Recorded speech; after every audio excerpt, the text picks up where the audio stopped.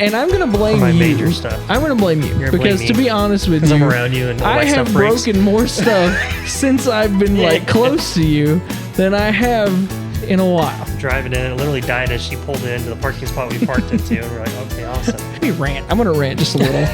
AAA, you are completely useless, by the way. I used to watch the Southeast Gassers, but on YouTube, but it's just all about money now. And that is the dumbest statement that you can possibly say. Guess what, guys? That's racing. And Monday, I went to run a few errands, and it died on the freeway on the way home. It did the exact same thing it did before. And all of a sudden, I get a call, and he says, this thing's broke. And I was like, what do you mean it's broke? And he's like, it won't move. It's broke. And I was like, okay, where are you? He goes, I'm sitting at the entrance of 240. I was like, that's the worst place it could have broke, man. Are you ready? Sure. All right, let's go.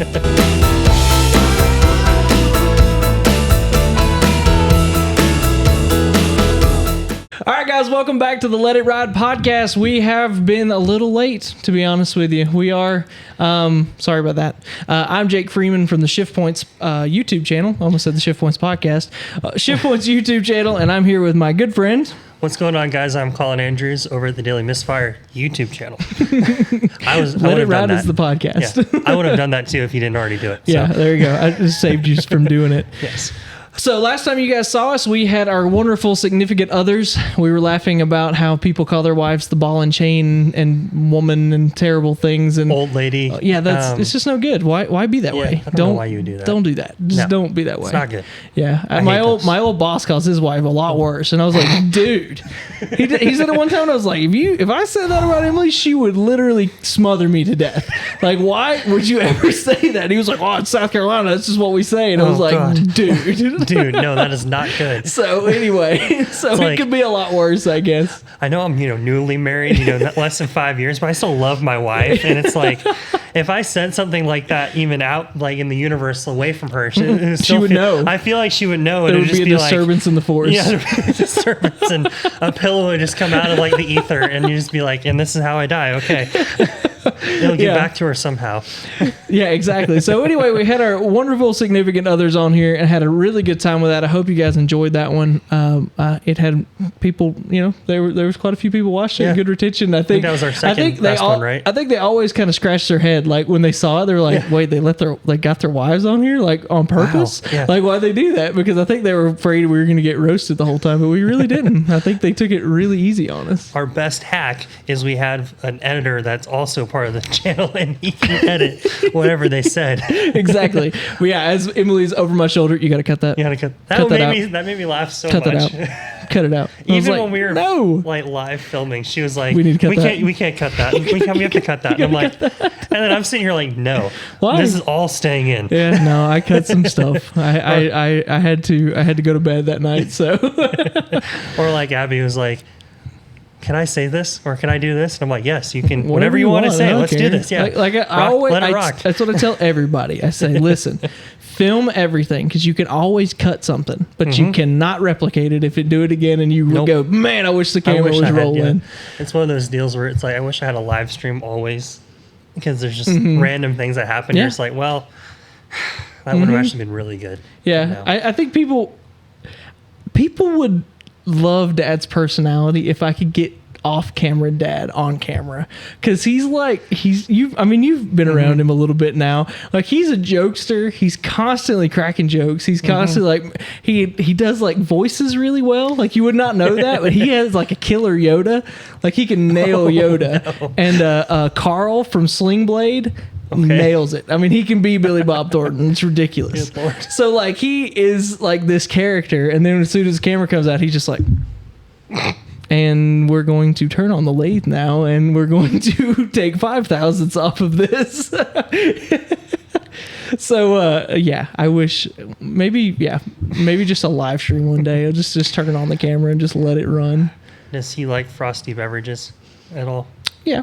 Yeah. So would that help at all? Would that help at all? No, I don't think so. I mean, have you seen him? He'd have to drink a case.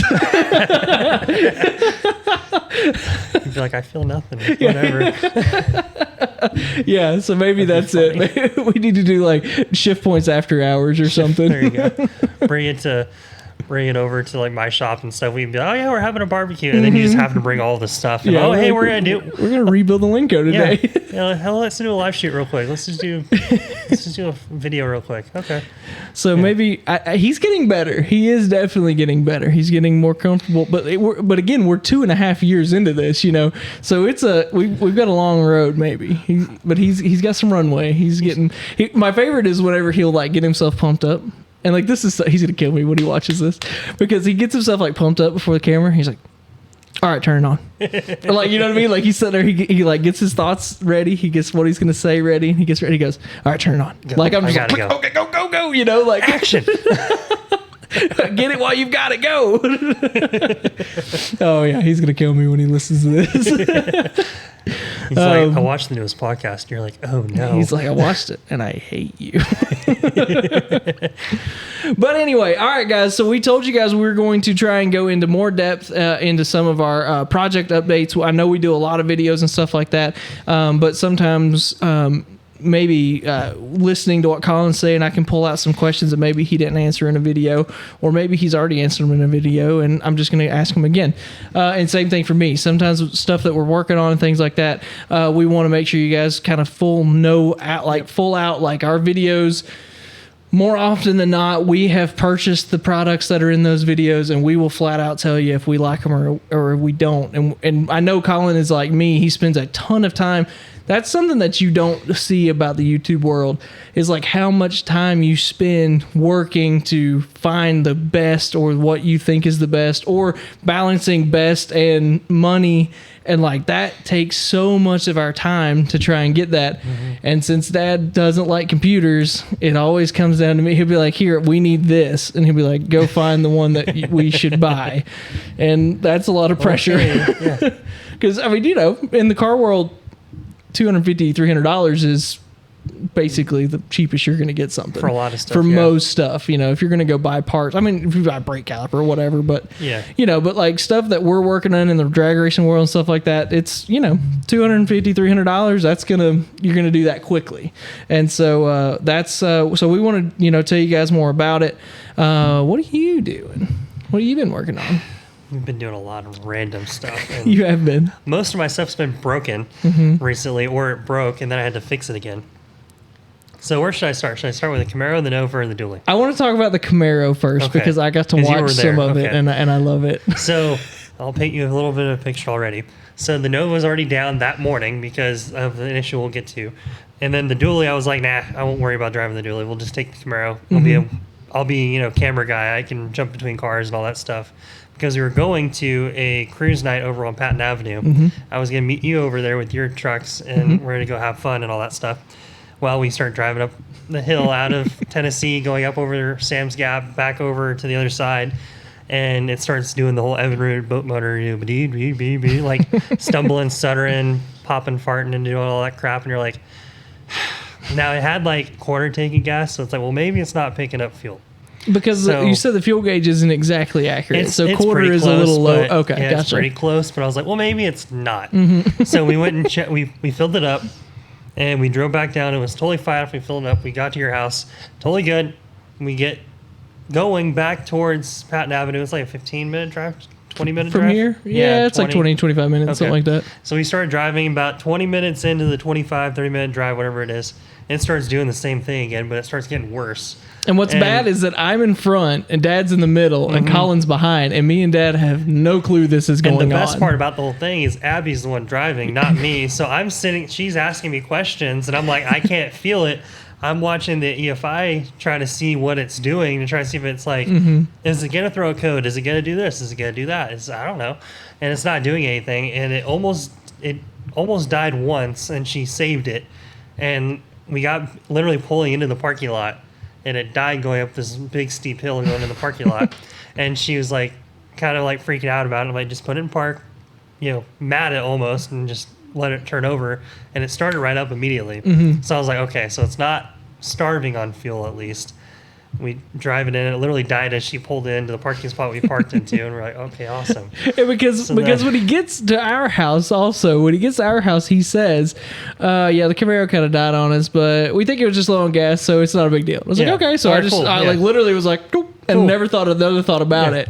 And we get there, and he was like, "Jake, it's dying." It died again. It died like 4 times on the way here. And I was like, "Oh." So then I got a ride from you over to Advance. It was literally like a 2-minute drive over to Advance or whatever. We got a fuel filter because I was like, okay, well, maybe there's fuel. Like, I had this issue before. Maybe it's the same thing. We'll put a new fuel filter in it. We'll blow out the fuel pump and all that, and it'll be fine.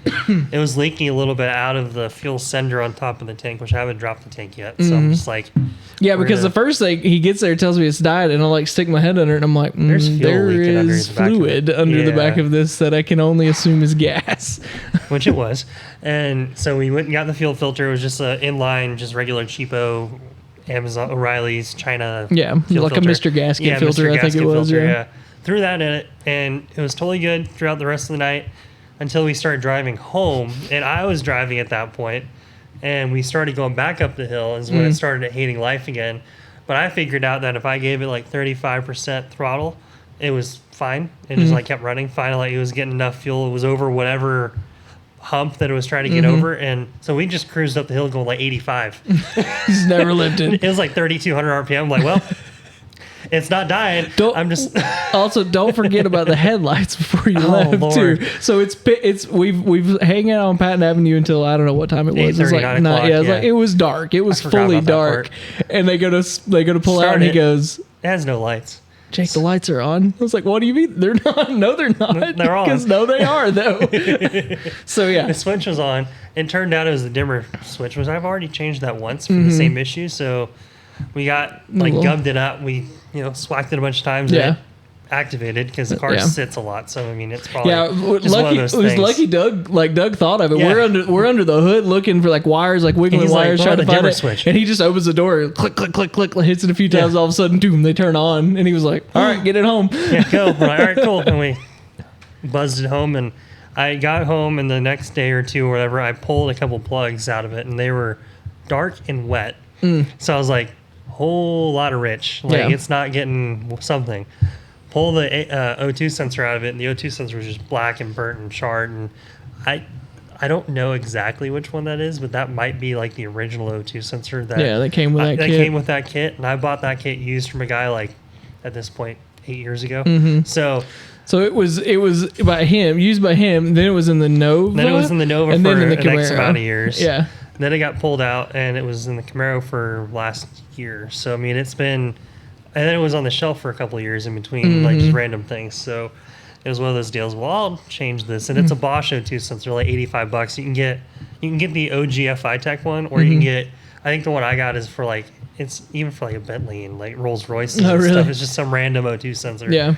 And so I got that one, threw it in there, and I haven't driven it since. But I put new NGK plugs in it and did all that stuff. It fired right up immediately. And before, I was kind of watching the AFRs when we were driving. It was kind of hunting a little bit, and now it was just it's locked in. It is locked in, and you can watch the graph it roll and stuff through, and it seemed a lot calmer. That's good. So without having driven it yet, I was gonna try to do that today, but I didn't have enough time doing other stuff. So yeah. And then before all of this even went on, you had the dually incident. So that was Saturday, right? That happened. It was a Saturday before. That was a week before that. So week before all this debacle of the Camaro, the dually had issues, and the issues of the dually were we were driving to the races, hauling the Nova to go to. I think that was the first testing tune. I think it was Friday night testing tune for a bracket race that was happening that weekend, and we get to Piney Flats, where there's an O'Reilly's in Piney Flats, and it literally died. It starts doing a spit and sputter, just hating life. Died. Yeah. I was literally racking the throttle to get it. That was the only way you can keep it running. So I'm just sitting there trying to get to a spot where you're okay, here's good enough. Pull over, and died. Yeah. Okay, cool. Would not restart. Would not restart. You're just awesome. I crawl underneath the side of it because in the truck I've made it utilitarian with the way I've done stuff. So the fuel filter and the fuel pump are on the outboard side of the frame. Okay. So, and they're nut and bolted to the frame, so you can basically just slide them out. And Gotcha. if you need to change out a fuel pump, if a fuel pump goes out, you can just change it right there. Yeah. Everything's wired in. There's extra wires sitting there. It's all good to go. It's not a show car thing. It's all. I like the truck, but it's also needs to work, and if something happens. So we did all that. Fuel filter was full of crap, like rust, dirt, junk, just everything was full up. And I realized I ran the passenger side saddle tank down a little low, and that one doesn't have the fuel float, doesn't work in that one. Okay. So I filled it up full when we were going on a long road trip, and I ran it down quite a ways, and it must have picked up some junk on the bottom. So I was like, okay, cool. We got all that crap out. We're good now. We get to the races, and we're going in line to get into the track, and it died again. There wasn't that much junk in the fuel filter or anything at that point. And we're like, well, this is unfortunate. So we made the decision, well, I don't want to work on the truck in the dark. So we foregoed going to the races. We make a loop back. We're going to just try to go figure the truck out. And it literally died in the exact same place across the street. So I pull into this Ballad Health parking lot, and I cleaned up the fuel filter, did a few other things, cleaned all that stuff up. It's good. We can go. Yeah. Turn the truck around, start going back up the hill because there's a slight hill in the parking lot, and it died going up the hill. So I just roll backwards down the hill, get it parked, and I cleaned out the injectors, checked injectors just to see if there was injector plugged up or if it was stuck. Checked a bunch of other stuff. Would not run. So we made the decision to punt, and we had to go steal the 400 horsepower EFI system off the Camaro, which was at the house. So my mom drove me home to uninstall that system, bring it back. My dad had that system mostly uninstalled by the time I got back. It was like I literally was at the house for like 20 minutes and pulled the EFI off. So if you have any questions about how hard it is to install it, you can do it in half a day if you have everything sitting there. You can just And then it was swapping a 600 horsepower system for a 400 horsepower system, and just swapped them right over, and it fired right up, and we drove home that time. Yep. So that time was all good. Everything was all happy.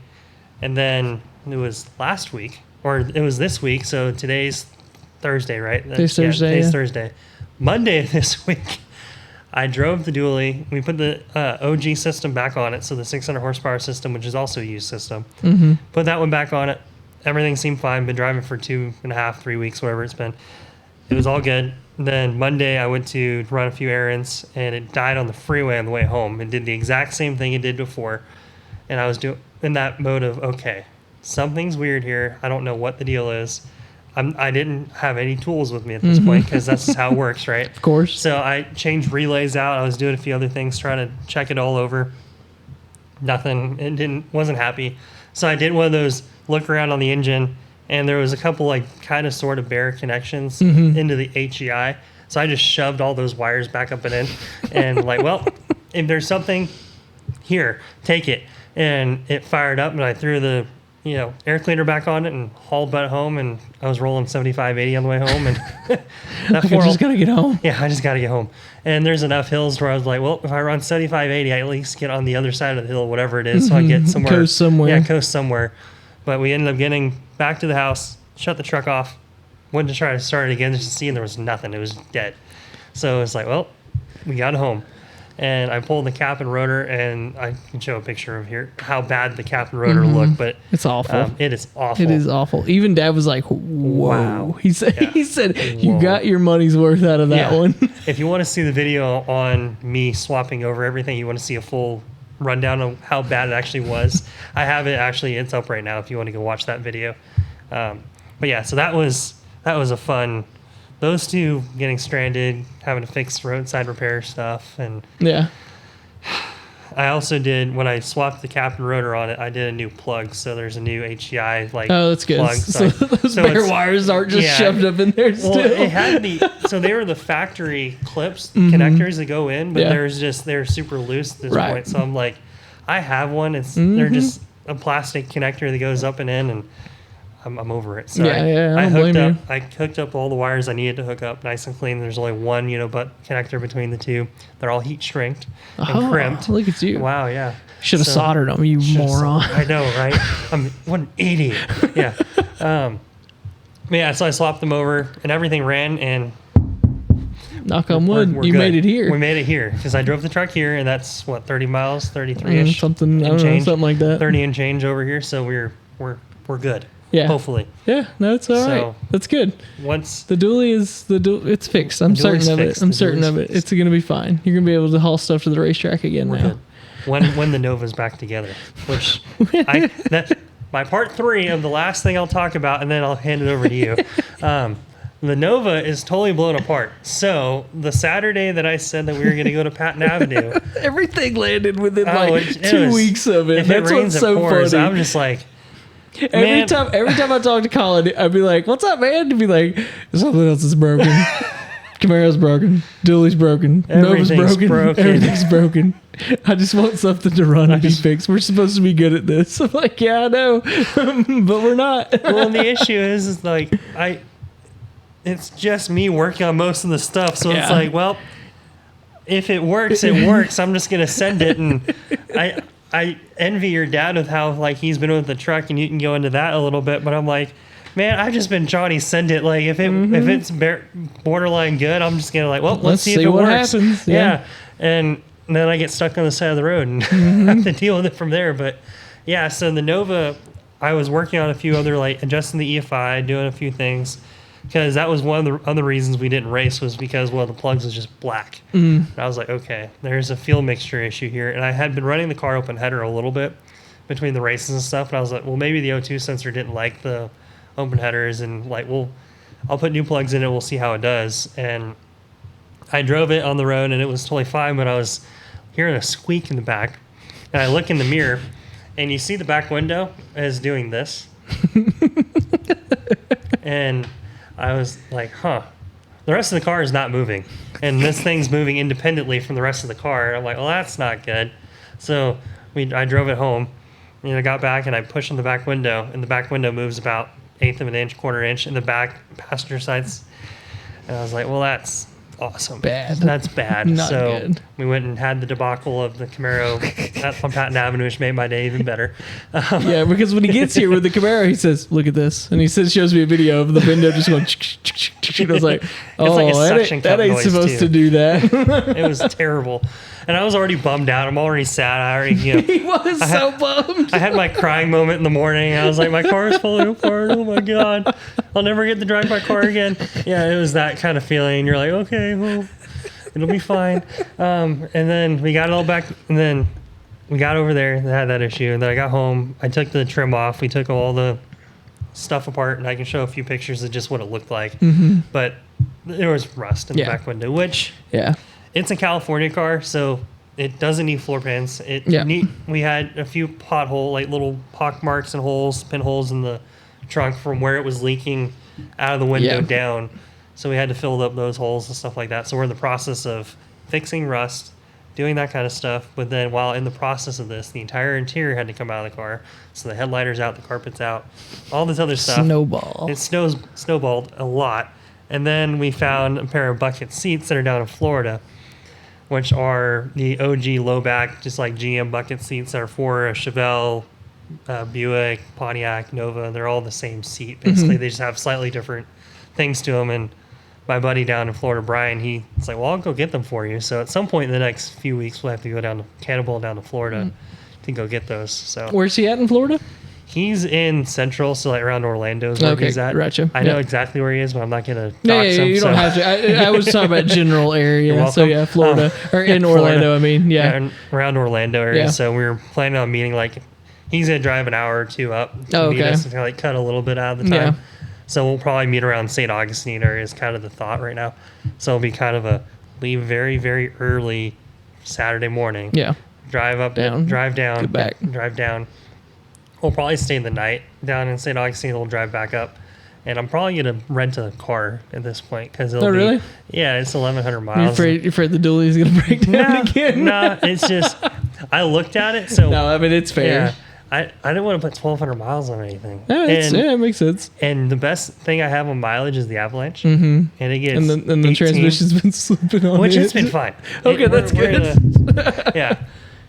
I think it was the MAP sensor. I think that was, good. I think that was the issue. Good. We're not going to go on that one. But it gets like 18 to 20. Yeah. And I can rent a car that'll get like 35, low 30s. And it's like $150. Yeah. So the cost difference there, I'm like, and save the wear and tear on something. I don't have to change the oil any sooner. It doesn't have the tires, all that stuff. I'm like, it's fine. And I get it. I'll go rent a Malibu or whatever they'll give me. And yep, I don't blame you. Don't blame you a bit. Yeah, that little Malibu Emily's car, that thing's awesome. So I mean, until the brake locks up on it.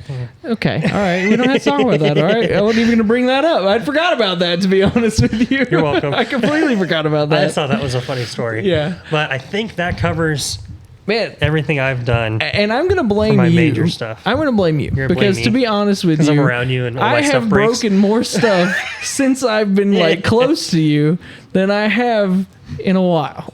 In a long time. So this is some sort of guilty by association, I think. But you just feel bad for me. So. Maybe that's what it is. So to quickly cover what Colin was talking about there. So Emily calls me that I did, her car has like 130,000 miles on it. It's a little 2018 Malibu. She has, 130,000 miles. It had 23 on it when we bought it. And so, that's a lot of miles. Yeah. Over 107,000 miles and we bought it in 19, so 6 years. So yeah, that's a lot. So it's a pretty healthy amount, per year. But anyway, that car's been great. Again, knock on wood, just change oil and stuff like that. But the other day I decided I needed to put some brakes on it.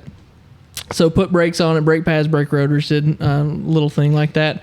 And then she calls me when she's on her way to a birthday party. One of our family friends is having a birthday party.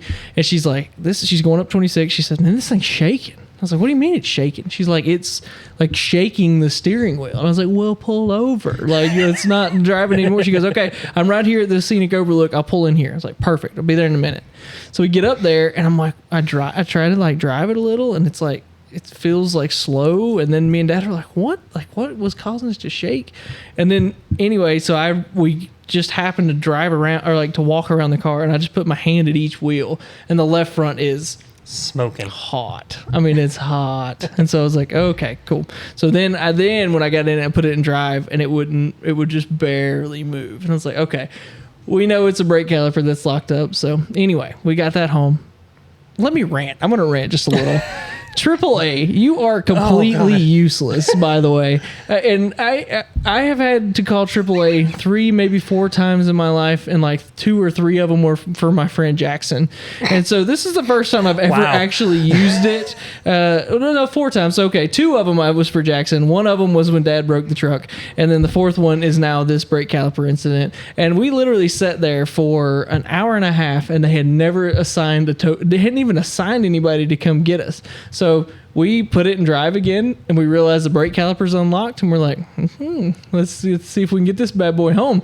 So we drive it home. We drive it up. We have to go all the way over 26 and the Wolf Wall exit and turn around and then come back. So we do all of that, and I made it the whole way home and never touched the brake pedal. Only used the emergency brake and downshifted the transmission. That's the only thing I did. So like one time during coming through Marcel, some college kid, because it's Marcel, they like jutted out in front of me, and I was like, oh, emergency brake, emergency brake, emergency brake. And so luckily I was going really slow down through there. But anyway, got it home, and then at the time I got to the bottom of the mountain, AAA called me, and I was like, I am not answering your phone call right now. I'm too mad. So I just didn't answer. You can and then they're like, can you please take a survey about your recent service? And I was like, yeah, I can take it. So anyway, that's my rant about AAA. I was unhappy. I can attest to AAA sucking too. That was another reason why we went back to go get the EFI for off the Camaro. Oh, because that's right. Because you're worried about them not picking up the dually. Yeah. And it was like at that point 8:30, 9 o'clock at night, and you're like, well, anyone that's going to come get the dually is going to be a big semi truck at this point, and it's going to be $500, $800 to have them do it. And most of the time, AAA doesn't even say that they rarely offer for dually services and stuff. I haven't thought about plus, that. I have to tow the Nova home too. So I was like, I had the trailer, so it's like, well, if for me to get home right now, it's the dually has Just to do it make on it its home. own. Yeah. Yeah. Be a That's man, fair. do it yourself. Do it yourself. But sort of project updates on what we've been going on. We've had some really positive stuff going on both of the 55s, the 55 car and the 55 truck. I am like super stoked about it. I think we talked about it maybe last time, but Colin and us both got into the Six Smokies event that's coming up. I said sick, not six Smokies, by the way. Sick being a drag and drive event.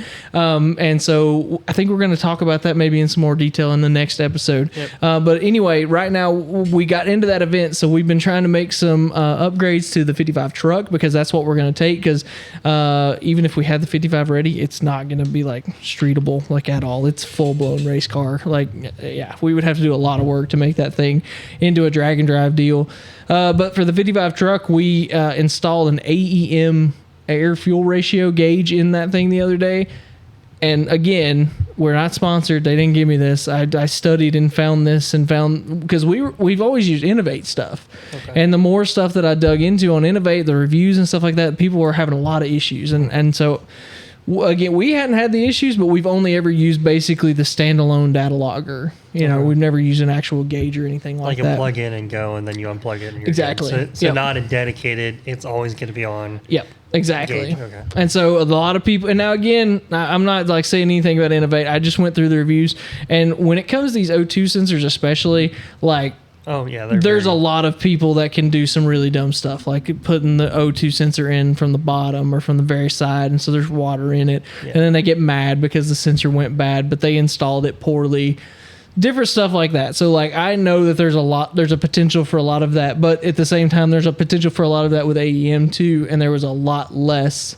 Yeah, exactly. Put it in at least 10 degrees off of 90. Yeah. Puts your O2 sensors. That's what AEM says. At least 10 degrees. Ours is probably a little bit more than that. So no condensation gets on the O2 and doesn't rust up. Exactly. Perfect. Done. Simple as that. It's like, you know, follow us for more tech tips. Yes. Because water goes through your exhaust. Yes. Your engine makes water. Yes, it does. Anyway, we studied this, and like I said, I know the AEM has that same potential. All the reviews were extremely good on that. The gauge is awesome. Like, it is literally like this big. Like, it is like that thick. It is the smallest little, very lightweight piece. Wiring it was so easy. Literally, the one we went with, so I couldn't get a good answer looking at the materials on how exactly, if you went, they have like kind of an open harness one, how you would connect that to your computer. And so since I could not find that like in a good detail enough that I was comfortable with, we went and spent like the extra $50 and got the one that like piggybacks off of the OBD2 plug. Okay. So literally it's got like a male, it's got a female OBD2 plug that plugs into your existing diagnostic port, and then it gives you another port so you can still plug in your HP tuners or whatever. So it just daisy chains basically. And so that's how you get it connected into your computer. So you don't even really need to have it hardwired into the car then. Basically just power and ground. Okay. So power and ground, and that's what, you know, and that's just to light the gauge up. But you didn't have to tap into the actual O2 sensors, like into the factory harness and all. Nope, not at all. That makes it so nice. It's like, it was that's literally, really nice. That was what was so nice of it. We already had a bung already welded in that exhaust. So we literally screwed in the O2 sensor. There was a plug that plugged the harness into the O2 sensor that ran into the truck and into the back of the gauge. And then there was another plug that went into the back of the gauge that one plug went to that OBD2 diagnostic port, and then the other side went to power and ground. That was it. That was the whole install. So that was really nice. Dad built a nice little gauge bezel for it and that stuff, and we found that truck, we're going to find out. I'm very curious about what this truck is going to run. So again, we're going to take it on a drag and drive, which means we're going to take some tests, hopefully quite a few test hits here relatively soon, just to kind of get ourselves prepped and understand what it's going to run and stuff like that.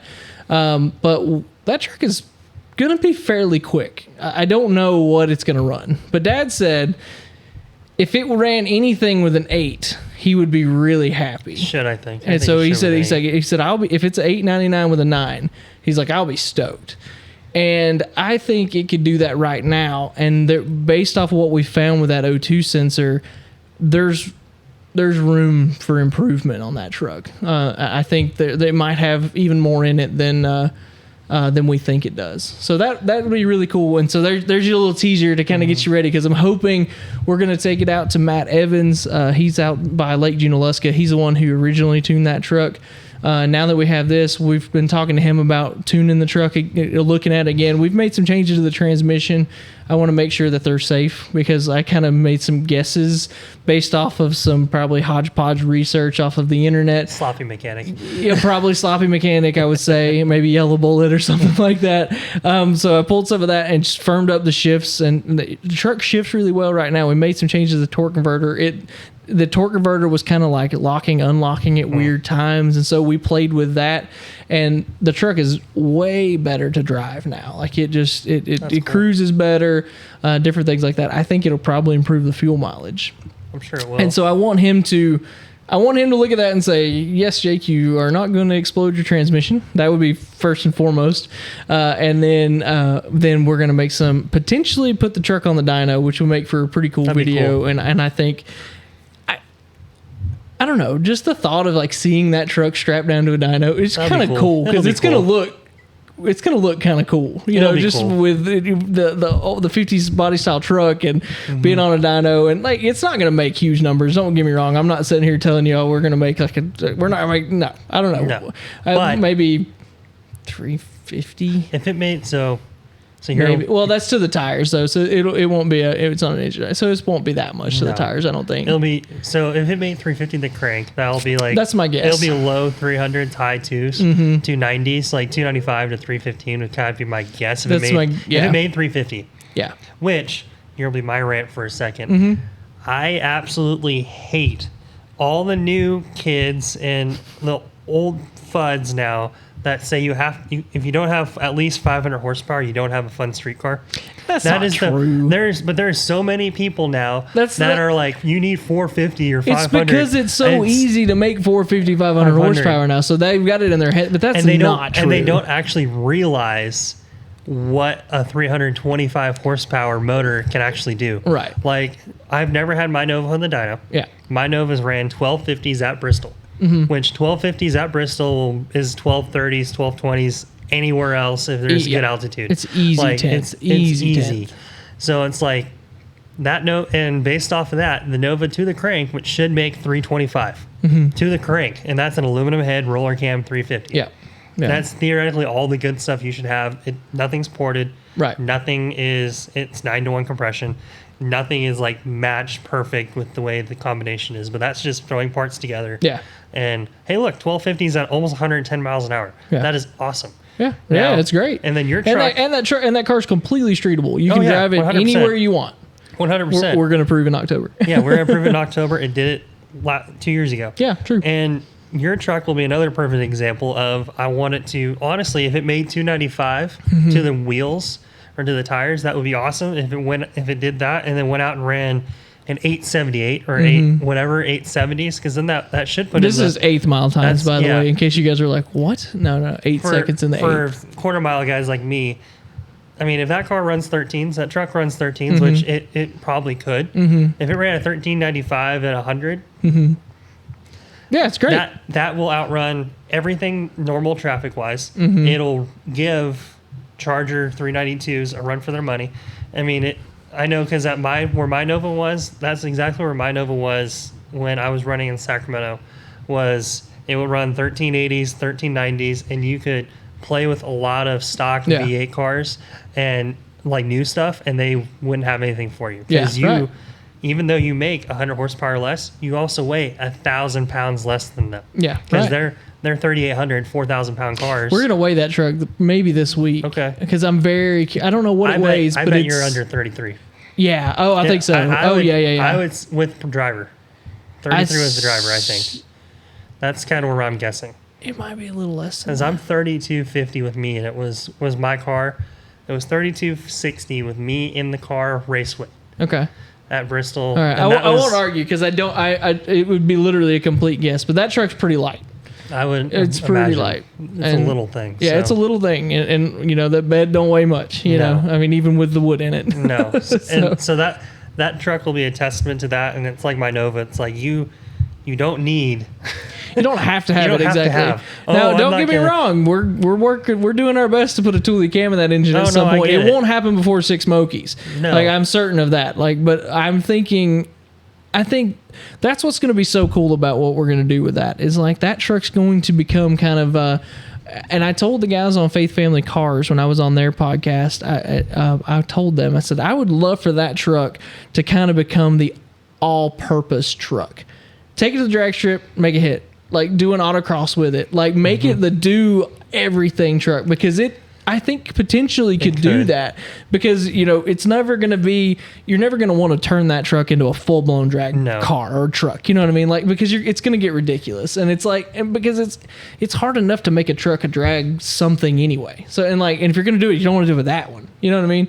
And so, like, I think maybe we talked about putting a hoop in it and some down bars, so just to, you know, stiffen everything up and make it safe. So, I mean, like, that's going to be it. But, like, you do that, and that truck can be, it's got that independent front suspension. We're already talking about doing some stuff to the rear end, like into the rear suspension to make it better, get rid of those. That thing's got a stack of leaf springs this big. I mean, they're actually de-arched. You need some Caltrax in the back of it. I don't know exactly. We talked about that. We talked about that this week, actually. I don't know which way we're going to go with it, but we actually talked about 4-link in that truck. So I don't know. I won't say for sure what we're going to do there because we don't know, to be honest. That's fair. We've been talking this week, like what can we do? Because neither one of us are stoked about what we have set up in the rear end right now. I mean, the slapper bars work. Don't get me wrong. They really do work. But like, there's so much better ways to do what we want to do with that truck and it be, just better. Yeah. You know what I mean? Make it faster, make it safer. It's not going to wheel hop and all that stuff. At your power output right now, the leaf springs that you have with slapper bars are totally fine. Yeah. But as soon as you start doing the Brian Tooley cam, you do headers, you do whatever you start doing to that thing, you might start having wheel hop issues. You might start having that stuff. And like for my Nova, I put Caltrax split monos and the Caltrack bars in the back of it. And the reason why I did that was because my old sagged out leaf springs were sagging really bad. Yeah. And they were the cheapest option for me to run a leaf spring and some sort of Caltrack bar outside of my slapper bars that I had. It was literally the cheapest option for me to do. So this is in poor taste a little bit, but how much was that setup? Just out of my own curiosity. It was less than $1,000. Less than $1,000. Okay, all right. So that's what I told Dad. I said I'm guessing it's going to be around $1,000 if you went that route. Because I got them through Summit, so it was free shipping. Gotcha. Okay. And any other place, so even General Spring, which they make leaf springs and everything, you can get like a 3-leaf pack from them. I think it was like $340, $350 a spring. And then it was giving me an extra $160 a spring or $160 to ship them because they're just heavy things. Yeah. So it was giving me like $800 and something just for stock springs. That's like, or I spent an extra $100 and I get split monos and the Caltrack bars. So it's that might be the way we end up going. You can do that. I mean, that's not. I mean, and my car, it handles remarkably better than it ever did. Yeah. With those on it and double adjustable QA1s in the back, which QA1 sponsored me for the shocks in the back of it and the front of it before we did Drag Week. And when you set those up, I mean, if you like a stiff car, that car is stiff. Yeah. And to talk a little bit about what you said, I've always wanted to have like the Crusher Camaro-esque car. And it's like it'll never be a One Lap of America car, but it's like the everyman's One Lap of America car. Yeah, but why not? Why can't we do that? We could do that with your car in that truck. So if we had our own body, looked at that. If we had our own body, I'd be totally cool with it. One Lap stuff is ridiculously expensive. Those dudes that run that stuff. So like if you had like a Lemons version of One Lap, that's the kind of thing that they have those Lemons rallies, which I think we've looked at before too. Yeah, we did. So yeah. But I was like, if you had a car, you're never gonna win any event as far as like, because you're just not you're not gonna have the 502 big block with the Detroit speed or the Roadster shop suspension. Right. I mean, it's not gonna be that, but you can go out there and you're gonna run, and all those yahoos that are gonna go put their car back in their $100,000 trailer and truck and all that stuff and drive home. you can just swap tires and you're going to go See, I drive think your that stuff would- I think that would be so cool. Foster Freeze down the street. Because and- okay, so this is not where I was expecting this to go, but it's No. a bit of a topic, and I'm glad it went this way. So we, you guys know, I have in the past worked with the Southeast Gasser guys a lot, and I work specifically with Chris at Frankstein's Garage, Okay. and I just think the world of that guy. But Yeah. anyway, he makes some killer videos. If you guys haven't followed Frankstein's Garage, do it, because it is like his work with the Southeast Gassers is top notch, and honestly, there's no one doing better than him right now. I mean, I don't want to offend anybody that works for them, but Chris makes some absolutely killer stuff that a lot of people love. So that's my plug for him. First off, go follow him. Second off, he put up a video today. It was literally today, and someone said, I used to watch the Southeast Gassers, but on YouTube, but it's just all about money now. And that is the dumbest statement that you can possibly say, because I had another guy say that on about another video that I said, well, if you don't have money to buy a Gene Fulton engine, blah, blah, blah, you can't compete. Guess what, guys? That's racing. Like, I mean, I hate to be that way, but like any series that gets any sort of traction and you have any sort of competition, you're going to start trying to one up each other. And whether that is by hundreds of dollars or thousands of dollars or tens of thousands of dollars, it's inevitable. Yep. If you have any sort of competitive racing, look at all of it. And I know everybody goes, man, but grassroots racing, so it's in every form of racing. Circle track racing. Oh, yeah. Oh, I loved it when we could drag stuff out of the junkyard and do that. Yes, that was super cool, but it's just different now. And it sucks for guys like us who don't have an unlimited budget, or we didn't inherit a buttload of money to go do whatever we want to do, or our dad doesn't own a construction company that can sponsor us to do whatever we want. It's just how it is. But like, man, what a silly statement to go, I don't like this because those guys are spending too much money to entertain me. That's literally what you just said. That's literally what they said. That's literally what you said. Well, that's the thing that's also stupid with a statement like that is like, yeah, you and I've made comments like that before where it's like, man, I wish I had that kind of money, but it's not because I'm not going to watch this anymore. No. It's like, oh, this is crap now because I don't have $100,000 to spend on this thing. Well, no, of course not. It's like you watch Superstock, you watch all these versions of racing.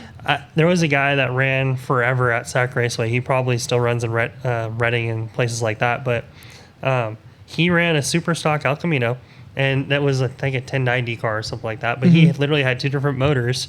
And his Superstock car, I think the motor was like a 990 motor or something, some crazy 283.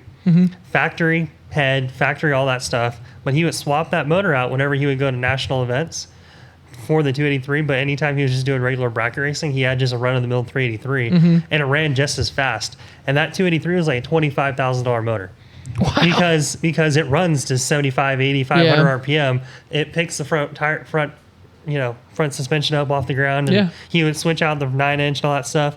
But I mean, he had all that stuff for the car to go run Superstock, which most of the time now people think is like a dead category in a lot of terms. I mean, as far as people don't watch it anymore, no one cares about Superstock anymore unless you're a Superstock guy. Right. I mean, so there's stuff like that, and then that curls back to like us, which is why I always go to, you don't need to go run the Southeast Gassers to go have fun drag racing. No. You don't need to go, I need to try to compete in a class to go run at a drag and drive event. You don't need to do any of that stuff, because the reality is I ran Drag Week as a 1269 average, literally not in competition with anything, and that was the most fun I've ever had in a car in my entire life. Yeah. Like because you were doing it. You were there. You were in the middle of it. And you were doing it.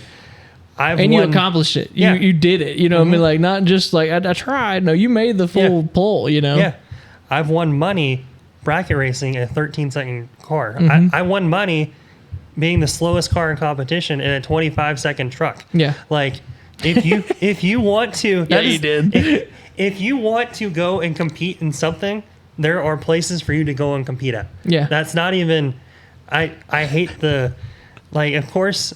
If you get into certain levels of racing, super pro racing at any bracket race, I mean, those guys print their own money. They have construction companies. Yeah, you're not going to compete with them. Nope. You just have to know your place. It's like, just pick something.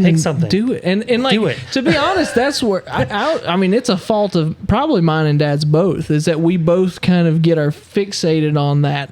And like, we don't have to. We can literally take that truck and take it to a bracket race, and once we get it figured out, like what it'll run and what it can do, and we can compete. We can, like you said, you don't have to have the fastest thing on the property in bracket racing. That's what's cool about it. You can do whatever you want there. Yeah, I don't know. Don't get it right. Get it running. Period. Yeah, Freiburger. There's a reason Freiburger is the way he is, and why he's so successful is because he's done that. But yeah, I don't know. It's just that's a weird thing to me that people get super fixated on. But I think maybe this ties into a little bit of a thing. No, I don't want to go that way. Sorry, I take it back. So we got circled off of the project. No, we're not going to cut it. I'm going to leave it in. So we were talking about the project car stuff. So we kind of got into that a little bit, and we were talking about the 55 truck, and that got us where we are now. But just super fast on the 55 race car. We have been making some good progress on that car as well, and you'll see it more. So I said it, I think, on one of these podcasts, like how much time, what you would consider a little job, it kind of accumulates. And again, I work a real job, a full-time job, and then this is a full-time job practically, and then I've got a kid at home, I've got a wife at home. I like to spend time with them because I like them pretty good, and like it's so a little task can take a long time. So we've been doing other stuff like going to the Newport race this past weekend, going, and hopefully we're going to take the truck to the drag strip here soon, hopefully dyno tune and stuff like that. But while all of that's going, we are working on the 55 car in the background, and we're doing that. It just takes a little while longer for those jobs to happen and to get enough stuff for a video. But we've been making good progress. I practically have the car plumbed for brakes. It's awesome. All there. All the brake lines are run. I am super proud of that job. I've worked super hard over the past 2 years, especially to try and get better and kind of be way more particular, because Dad's so much more particular than me at times. And so I'm trying to let that, trying to live in his world a little bit. So like, I'm super happy with how the brake lines ended up running. We have a remote reservoir mounted with our WAF racing clamp. Hopefully sometime we'll get Chris on here, because I know we talked to him about it at some point. He's a super cool guy. They made us that clamp basically custom built for us based off the diameter that I needed. And so we got that. The reservoir mounted, the lines run down. All the brake lines out of the master cylinder are run to both ends of the car. The front brakes, other than the lines that are going out to the calipers, are done. The rear line, we've got one line that's got to go down the rear end. And I still, probably tomorrow, going to make the rear lines for the axle housing there. So we'll go ahead and slap those calipers back on and see how that's going to be. But we are making progress on it. And at the same time, Dad's been in his world thinking there's some covers that we want to make for the master cylinder to keep us from stepping on it. There's some basically foot rests that we want to put so we have a good place to rest our feet to get to the throttle and clutch and brake and stuff like that. And I think just yesterday it finally clicked. After staring at it for a long time at various times, it finally clicked how he wants to do it, and that's what it takes. If he's not like happy with it, he won't even start. Like if he doesn't love the idea, he won't start on it. And so now he likes the idea that he has. So we got some bolts and stuff ordered that we needed to do that with. So that'll probably be tomorrow as well. But again, we're making little progress. If you're asking about the Galaxy, it's in 1,000 pieces in my garage. I have no idea when that's going to happen. Nothing's going to happen to that car until that car hits the drag strip. So Ford FEs are expensive. They are expensive, and like if someone would like to put a big block Chevrolet in that car or sponsor that build, just let me know and we'll take care of that for you. But again, not until that car goes to the drag strip again. I want a big block Chevy. We can go find a big block for you. I've got two of them sitting behind me right now, but I don't know if Dad will let me have one of them or not. The biggest thing is on the FE stuff is like the FE parts are expensive, but like the more we thought about it, because the internet's going to lose their mind if I put a big block Chevy in that. First off, I don't care. First off, that does not matter to me. Second off, it's more, I'm having to pay more for the parts just because it's a balance. I pay more for parts because then in theory, I should just be able to just bolt everything right back in and it'll go back to running. It might be cheaper in the long run to go with a big block Chevy, but there's going to be a lot of time work, if you count your time for anything, there's gonna be a lot of time to fit a big block Chevy, or not to fit it, but to get it mounted in. How much would there actually be, though, you think? I mean, what's the size difference? Probably not much. Like size wise, it's not much, but you just got to get motor mounts in. Yeah. Then we've got to. But then if I do a big block, then I'm gonna have to do something different with the transmission, because I'm probably not gonna adapt the top loader into a big block. Or you run some potentially, but then what does that turn into? Do I have to modify the cross member? Will it line up where it needs to? Does the blah blah blah blah blah those blah? Are full frame cars, right? Yeah, so you can just they have like perimeter frame. Okay. Mm-hmm. But anyway, so that's where I'm like this now. Yeah, I mean, like I said, it's probably a wash, but at least in theory, the FV stuff is just bolted together and put it back, and versus having to think and do figuring and math and things like that, Yeah. And plus, we just don't like that car's always just going to be a cruiser. But like it's never going to be. Fun. It would there would be some Ford guys that absolutely lose their mind. They would lose it on you. Because if I put a 427 Chevrolet big block, that would be hilarious. I promise you, I would find the Galaxy badges of the 427 badges and put on that car and make people think it was an Arco car, and then just open the hood. Well, and then it would sound a little weird too. It would sound a little funny too. It would sound a little funny. They'd be like, "Man, that's the best sounding Ford FE I've ever heard. I love big Ford block FEs." Now would you? Like, now would you like? If you did that, would you paint it Chevy engine orange, or would you paint it Ford blue? No. I'd paint it. Oh, I would want it as soon as you open the hood to be like, "Oh my God, what did this guy do?" Oh yeah, I'd get the hugger orange for sure. That'd be so funny. It would be really funny. Maybe it's one of those deals where we need to go find some pile of junk Ford and put a big block in it and do like the reverse of blasphemy. Just get well, so like that. Dad's first truck. Well, I think Dad's first truck was a '76 Ford truck. Okay. His parents bought it for him brand new when he graduated high school, and that truck exists still. We know it exists. Oh, really? We can't see it. The guy will not talk to us about it. I don't know why. We've heard different stories about that truck, some different like family stuff, and we don't know the actual details, but we've heard like the truck was owned by a kid, and then maybe something happened to him, and then the dad got it, and so maybe there's some sentimental value or something to it, but we know that truck exists in Virginia, so it's not even that far away. But like, it was always his want to put a big block Chevy, and which is what this engine right here behind me, that's what it's for. He literally bought that to where if he ever got that, either it was when he still had the truck, he bought that engine. So that's how long he's had that. And then he's always had the idea if he could ever get that truck back, that engine there would go into it. So the apple doesn't fall far from the tree. We have a lot of similar ideas.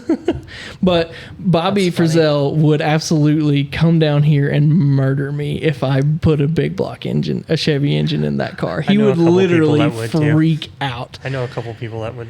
Bobby Frizzell is the biggest. If you haven't seen him, it's Frizzell Racing is his YouTube channel, but he is the biggest Ford guy.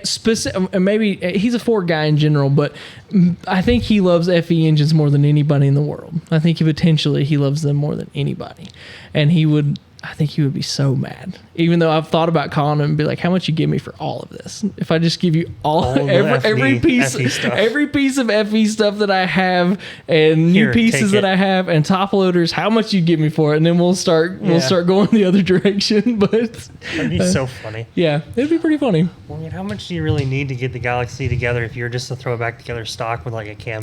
Not much. The plan is we did some measurements on it. You'll see that eventually. I have that videoed as well, but it's not enough for a full video. We've checked that engine and it's almost nowhere, less than 1,000th of wear. Line hone it. That's what we're gonna do. Okay. We're gonna dingleberry hone it.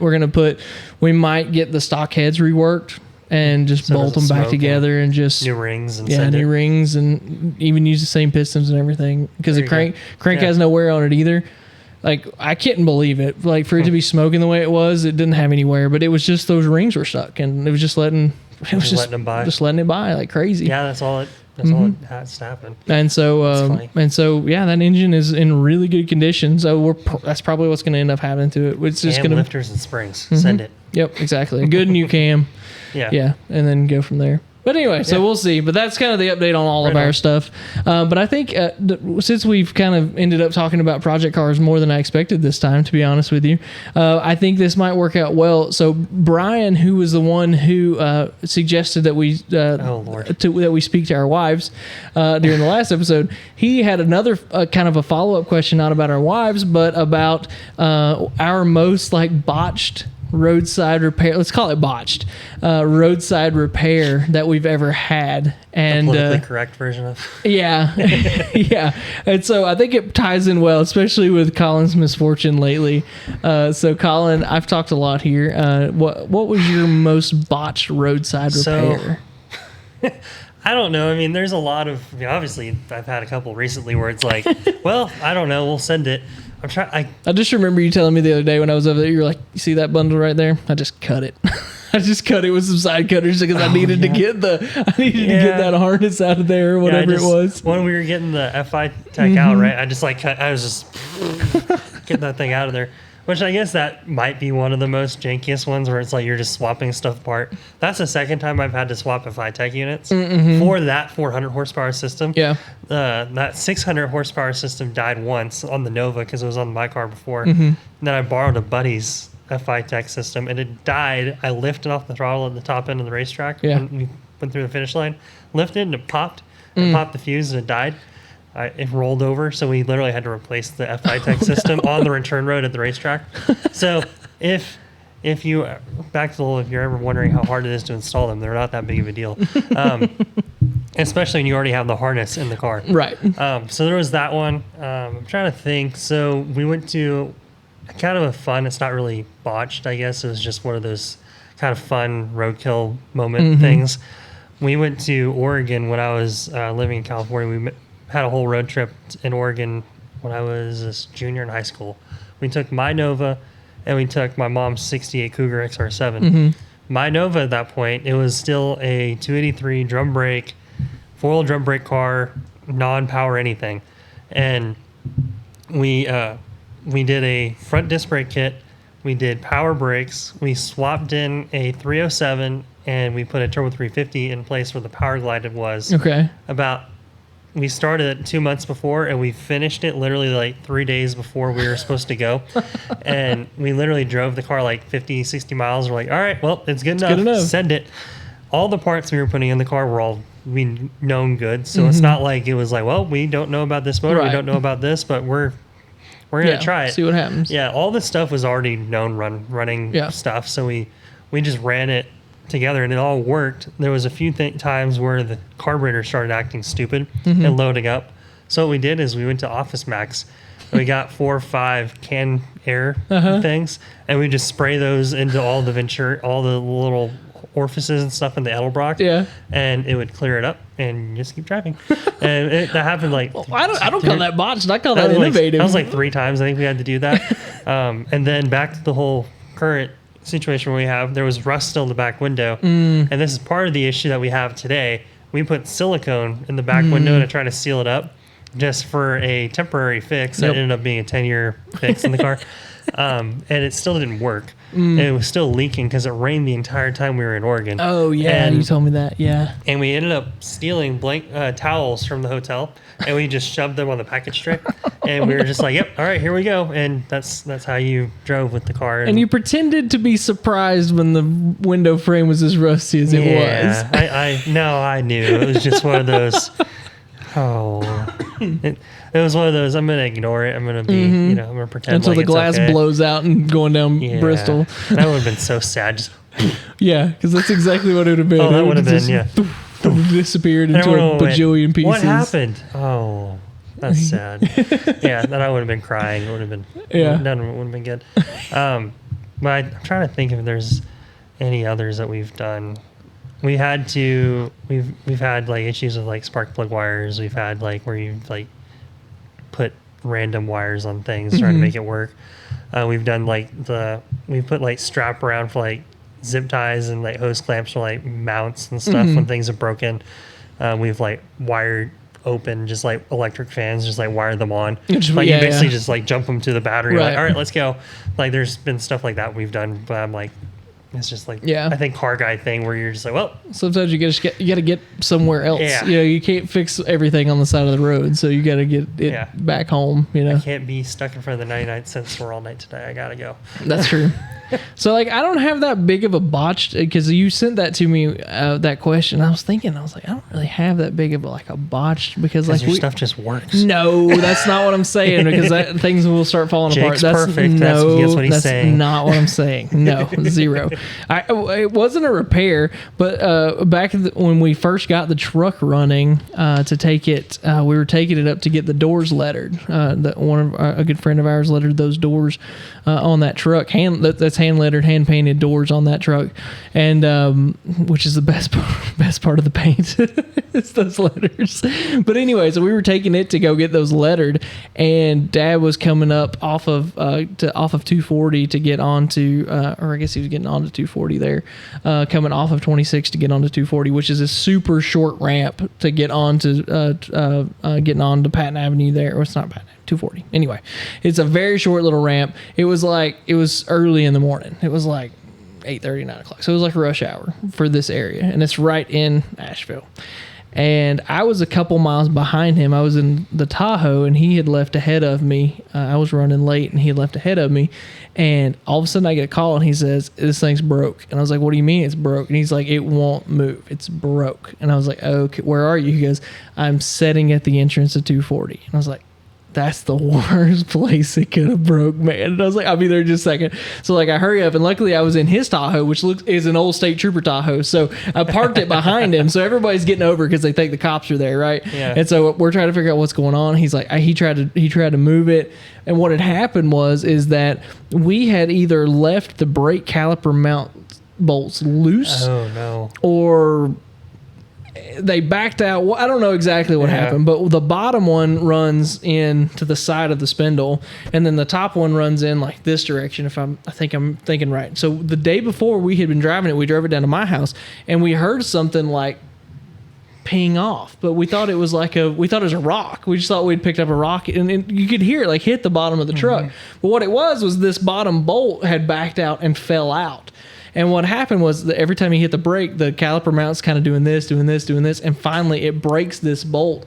And what happened was the brake caliper wedged itself between the rotor and the wheel and deadlocked the wheel. And right as he's starting to accelerate to get up onto the, boom, it just locks down. And so that was probably our worst like incident that got us to the roadside. And then I'm over here, and again, this whole YouTube thing is relatively new. I mean, we started in January. This would have been May. So like, we'd only been doing it for a little while, and so like, I get out of the car and I've got the GoPro running, and he's like, "You're not gonna video this, are you?" And I was like, "Oh yeah, I'm definitely gonna video this. This is this is life. I mean, like, yeah, we screwed up, you know. I mean, I'm not saying like, oh, do this because it's cool. No, I'm doing this like, hey, don't do this. Don't be stupid. Like, this was something that was very preventable. Yeah.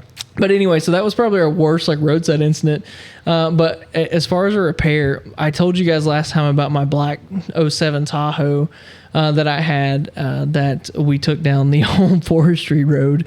And how'd that conversation go with people around here? No one really, to be honest. Dad was like, "Where did you take it down this forestry road?" So I told him, and he was like, "Okay." Yeah, he just shook his head like, well, "I guess it's okay because you didn't die." And so, but anyway, sorry. That same Tahoe.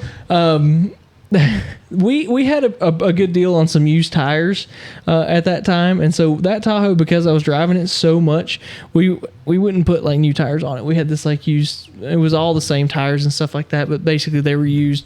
Most of them were practically brand new, but technically used, and they might have like a plug or something in them that we'd plug them or patch them. We'd take them to Eugene and get them to patch them or whatever. But anyway, we would run this because I was driving back and forth to Charlotte almost every weekend. Because when I was in college, I would come home and work in the shop during almost every weekend. And so I was putting some miles on that thing. 6 hours a weekend makes for some pretty good miles. So anyway, we would run these tires they were Goodyears. They were like the Goodyear Eagles that they run on those Tahoes, and they would become slicks. So we would run them out. But anyway, one night, this is another story. He's going to be like, "Yeah, you idiot." And so we're down. If you ever go to Hot Springs, right at the bottom of the mountain, there's a gravel lot there. Yeah. And so we had come, we were going over to a friend of mine's house. His family house was over in that direction, and we had all met there or something. And I like do the full like Top Gear like handbrake turn kind of thing. And I was Emily's with me. I'm like, watch this, and I just pitch it and I start doing like donuts in this parking lot in this giant Tahoe, right? And I'm like, ha ha, and everybody's laughing. And I throw her in park and I hop out and I'm laughing and I hear, and I was like, oh no. Oh, and I go to the back tire and I run my hand across and I feel. And I was like, we're like 5 miles from the house that we're about to be at. And I was like, get in. We gotta go. So we hurry and get there because I was like, I don't want to change this tire here. It's in this gravel lot. And so we haul butt to this house. And I unfortunately had dealt with flats on that car or on that Tahoe so much because of the way we ran those tires. I changed that tire. I think it was maybe 10 minutes. I got the jack out. I jacked it up, pulled the old one off, put the new one on. I think it was 10 minutes. Everybody was like, dang, are you already done? I was like, yeah, let's party. Let's go. Let's go. But yeah, so it wasn't so botched. Funny. It was actually very efficient. But how I ended up having to do the repair was stupid. Because you're just like, literally, because I'm like, I get out all proud. I'm like, see them donuts? And I'm like, and I hear, and I was like, oh, you idiot. So yeah. What an idiot. What an idiot. That's so exactly. funny. Story of my life. There was one that's, again, it's not really a botch thing. It was just kind of a, all right, whatever. We had a 66 Chevy long bed C10 that me and my buddy bought to flip purposely. Okay. And we got the whole thing together, and it was one of those, there was a street legal drags at Sacramento Raceway. And I was following him in the Nova, I think, when we were going over there. We were just going to go run the Nova and for bracket racing and stuff. And I don't think he'd bracket raced a couple of times before that, but he was going to go run the truck just to see what it ran and just to see. Yeah. And it was a stock 283, turbo 350, lowered truck. And we had done all the suspension on it, done all this stuff to it, put tires on it. We're driving on the freeway, and literally there's a clunk at one point, and you just see a piece of metal roll off, like this round piece of metal, looks like a donut, falls out of the back of the truck and just rolls off into the ground over there. And we're like, what was that? And I call him and I was like, do you feel anything different in the truck? And he goes, yeah, I heard something fall off it when it happened. And I said, I think that was one of the rear shot or spring perches, like mounting perches on the bottom. Yeah. Well, the thing is, there's a bolt already through it. It fell out that way. I mean, so the bottom of the spring is still retained. Everything's still fine. It's not going anywhere. Yeah. It's just, it sent the thing out. We're like, So as enterprising men, we just left it as it was, and he drag raced anyway. And the thing ran, I think, like a 20.4 or something like that, to like 70, 60 something, whatever it was. It didn't run bad, I mean, but it ran that number every time. I mean, it ran 20.4 all night. It was just one of those funny. Yeah. It was one of those funny things. It was the visual of just. Like, what was that? What was that? Yeah. That's funny. We've had stuff like that happen before. That happened on a Camaro too one time. Yeah. The hubcap fell off it. Yeah. We were driving and it had the old stocks rallies or steel wheels with the hubcaps on it. And she was driving up over an overpass, and I see it pop off, and it rolls, and it makes a bounce over the curb, and it goes down, and there's an on-ramp right there, and it's this big, huge dive, like a 50-foot dive down, and you just see it go disappear. And my brother and I were following it, and it was just one of those. He and I just started laughing. Yeah, I would have definitely been laughing. And then she calls. He was like, "Did something just fall off?" And I'm like, "Yes." Can you pull over? So I went down and I went and got it. Oh, so you got it? No, that's good. Yeah, that's good. It was just one of those things. I was like, "You're just dying laughing watching this thing roll." And that's really funny. It's really funny. Random crap falling off your cars. Well, guys, I'll be completely honest with you. This is not exactly the direction I expected this episode to go. We had kind of talked about it going a little bit different direction, but that's okay because that is what makes a good podcast. I'll be honest with you, and I have enjoyed this very much. But I think I think we're past time wrapping it up. We're over an hour now. If you guys are still listening, thanks Thank you so for much for watching. being here and watching. And Thank you for putting up with me like my wife does. yeah, exactly. Same here. So anyway, I think that'll wrap us up. I think next time, we've already discussed it. We'll see how it actually turns out if we end up doing that or not. I think we're going to kind of dig into some details on what we're going to do for Six Smokies, kind of the what updates we plan to do, why we're doing this, what the heck is it? If you've never heard of it, we'll kind of fill you in on all that next time. Colin, you good? Yeah, I think we're good. Like he said, we're going to touch a little bit on Six Smokies, and we're also going to talk about his last adventure over at Newport. Yeah, that's true. So, yeah, 'cause we didn't get to it in this completely video, forgot to talk so- about that this time. I was Yeah, going to put it in so this one because it's closer in time. But anyway, it's no fun. It's fine. No problem. Tune in next time. Tune in next time. You'll see a whole lot of racing content. A lot of racing content. With that, So we'll see you guys later. see you guys. Let it ride. Peace.